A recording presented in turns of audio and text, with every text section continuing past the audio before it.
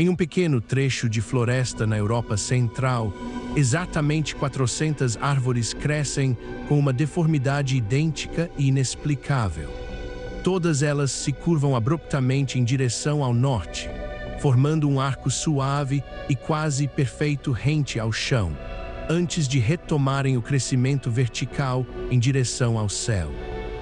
O fenômeno ocorre em uma área restrita, cercada por uma floresta de pinheiros perfeitamente retos e saudáveis, que se estendem até onde a vista alcança.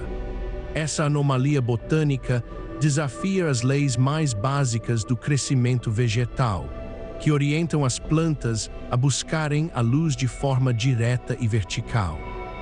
A uniformidade das curvas e o isolamento geográfico do fenômeno sugerem que algo incomum aconteceu naquele local específico há algumas décadas, deixando uma marca física permanente na paisagem. A busca por respostas começa pela própria estrutura das árvores. Os pinheiros, conhecidos por sua rigidez e capacidade de crescer em solos pobres, geralmente mantêm troncos retos como colunas.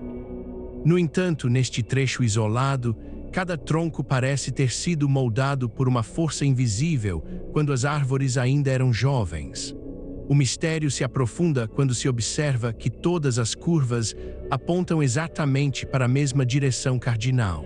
Se fosse o resultado de uma força natural aleatória, como o vento ou a inclinação do solo, a dispersão das deformidades seria irregular e caótica.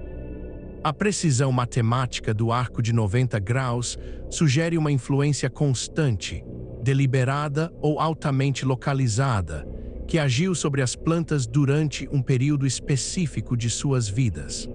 Para entender a origem dessa anomalia, investigadores e cientistas recorreram à dendrocronologia, o estudo dos anéis de crescimento das árvores. Cada anel funciona como um registro histórico, revelando as condições climáticas, os traumas físicos e as pressões ambientais que a árvore enfrentou ano a ano. As análises revelaram que os pinheiros foram plantados por volta do ano de 1930. Durante os primeiros 7 a 10 anos de vida, as árvores cresceram de forma perfeitamente reta, sem qualquer sinal de deformação. Então, por volta de 1938 ou 1940, ocorreu um evento que alterou permanentemente a trajetória de seus troncos. A partir desse momento, as árvores foram mantidas em uma posição horizontal por vários anos, até que finalmente foram liberadas para crescer verticalmente de novo. Se este mistério da natureza desperta sua curiosidade, inscreva-se no canal para acompanhar nossas próximas investigações reais. Uma das primeiras hipóteses levantadas para explicar o fenômeno foi a ocorrência de um desastre natural localizado. Alguns pesquisadores sugeriram que uma nevasca extremamente pesada e prolongada poderia ter desabado sobre as árvores jovens, mantendo-as curvadas sob o peso do gelo durante todo o inverno. Outra teoria apontava para deslizamentos de terra ou ventos violentos que poderiam ter inclinado os troncos em direção ao norte. No entanto, essas explicações falham ao colidir com a física da própria madeira. Quando uma árvore é submetida a um estresse mecânico violento e repentino, como o peso da neve ou a força de um vendaval, o tronco geralmente apresenta fraturas internas ou cicatrizes profundas na casca. Além disso, o crescimento subsequente produziria o que os botânicos chamam de madeira de reação, uma estrutura celular densa e irregular que tenta compensar a inclinação. Nas 400 árvores curvas, os anéis de crescimento mostram uma transição suave e contínua, sem os sinais de trauma celular que caracterizam uma quebra ou um dobramento forçado por tempestades. A casca das árvores é lisa e uniforme em toda a extensão da curva, indicando que a madeira não foi dobrada por um impacto repentino, mas sim mantida sob uma tensão constante e controlada ao longo de vários anos. Outro fator que desmente a hipótese do desastre natural é o comportamento das árvores vizinhas. A poucos metros de distância do grupo curvado, pinheiros da mesma idade crescem de forma impecavelmente reta. Um evento climático severo o suficiente para dobrar centenas de árvores jovens teria afetado toda a região, e não apenas um quadrante específico de 4 hectares.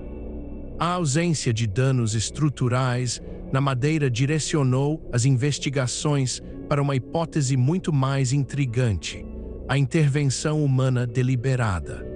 Durante o início do século XX, era comum que silvicultores e artesãos manipulassem o crescimento de árvores jovens para obter madeira curvada naturalmente. Esse material era altamente valorizado na fabricação de móveis, barris, arados e principalmente na construção naval, onde as curvas naturais do tronco ofereciam uma resistência muito superior à de peças de madeira cortadas e coladas. Para alcançar esse resultado, os trabalhadores costumavam prender os troncos jovens ao chão com estacas ou pesos, forçando-os a crescer horizontalmente por alguns anos antes de permitir que a copa se voltasse novamente para a luz. Essa técnica artesanal, embora complexa e demorada, explicaria perfeitamente a uniformidade das curvas e a direção idêntica de todas as árvores. Os artesãos teriam inclinado os troncos em direção ao norte para otimizar a exposição solar da copa durante o processo de retificação vertical.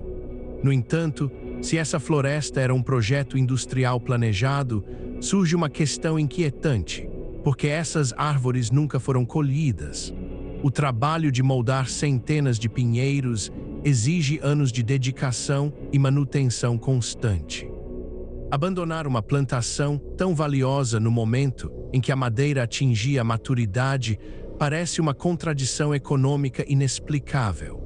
A resposta para esse abandono reside na cronologia dos anéis de crescimento e no contexto histórico da região. O período em que as árvores sofreram a curvatura coincide exatamente com o início da Segunda Guerra Mundial. A área onde a floresta se localiza passou por intensas disputas territoriais e mudanças drásticas de população entre o final da década de 1930 e o ano de 1945. Com o avanço dos conflitos, vilarejos inteiros foram evacuados e as populações locais foram forçadas a abandonar suas terras às pressas.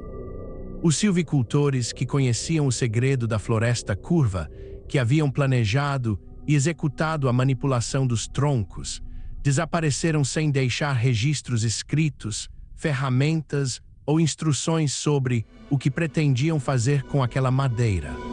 A floresta curva deixou de ser apenas um fenômeno botânico curioso para se tornar um registro físico silencioso de um colapso social. As árvores continuaram crescendo no vácuo deixado pela guerra, transformando a técnica de seus criadores em uma cicatriz viva na paisagem. Sem ninguém para colher a madeira ou para explicar o método utilizado, os pinheiros se desenvolveram de forma autônoma, erguendo-se sobre as curvas que lhes foram impostas na juventude. O que vemos hoje é o resultado de um experimento interrompido pelo tempo, onde a natureza seguiu seu curso a partir de uma interferência humana que foi subitamente silenciada. Atualmente, o local atrai a atenção de visitantes e pesquisadores que tentam decifrar os detalhes técnicos desse método de cultivo esquecido. Como não restaram documentos ou testemunhas da época, cada árvore funciona como um documento arqueológico único. No entanto, o tempo para estudar essa anomalia está se esgotando. Os pinheiros estão se aproximando do fim de seu ciclo de vida natural, que para essa espécie gira em torno de 90 a 100 anos. À medida que as décadas passam, o vento e o próprio peso das copas começam a derrubar as árvores mais antigas, cujas bases curvadas oferecem menos estabilidade do que as dos troncos retos. A perda gradual dessas árvores significa que o mistério está desaparecendo de forma física e irreversível.